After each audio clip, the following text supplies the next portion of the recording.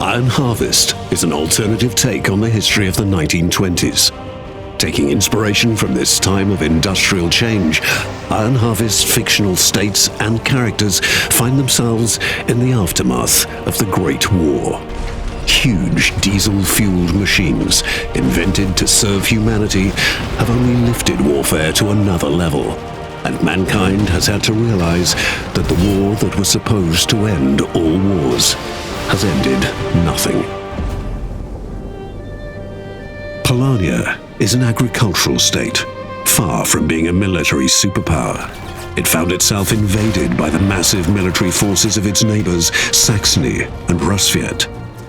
Occupied by both, the Polanian government settled for an unfavorable armistice, leaving its population nearly defenseless.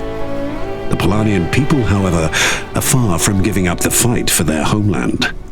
On the brink of defeat, a growing resistance was just waiting for the right hero to lead them to victory.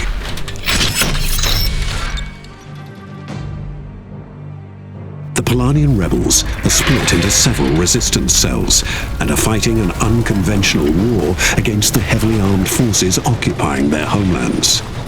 This leads to very special troop characteristics. The Polanian mech lineup shows significant differences compared to the enemy troops.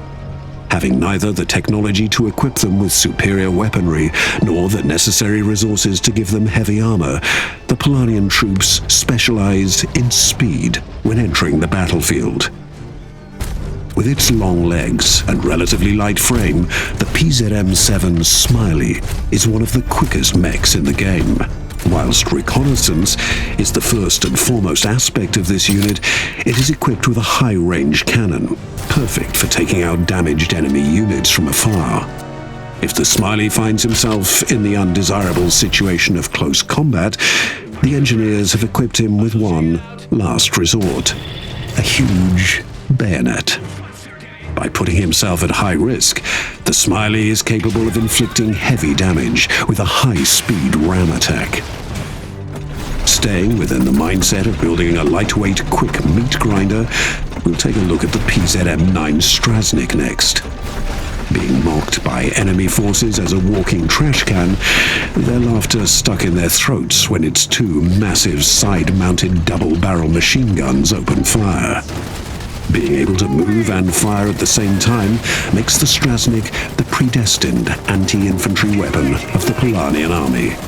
Its bullet storm ability increases the mech's fire rate and showers nearby enemies with deadly projectiles. A high-risk, high-reward maneuver, because after this massive attack, the heavy MGs need a few seconds to cool down. Unmatched in its unique combination of speed and heavy armor is the latest stroke of genius of the Polanian engineers, the PZM-16 Soth. This troop carrier does not sacrifice speed to vulnerability and is as fast moving backwards as it is forwards. The infantry it is carrying makes it a powerhouse against enemy infantry or armored units. Equipped with a roof-mounted 360-degree mortar, it inflicts damage on a wide radius around it. Even more so when it switches to stationary mode and boosts its defenses and combat strength. But sometimes it's not the heavy-stomping, devastating, raw power of a war machine that's the right man for the job. They call her the Polanian Joan of Arc, Anna, a young Polanian freedom fighter. On the battlefield, she can be both scalpel and broadsword. With her long-range sniper rifle, she can take out enemy infantry units one by one, or as a group, using piercing ammo. If the enemy soldiers get too close, her pet bear Wojtek will rip them apart. The situation is bad, and is about to get even worse for the Polanian people. The Polanian resistance is fighting a more and more hopeless fight.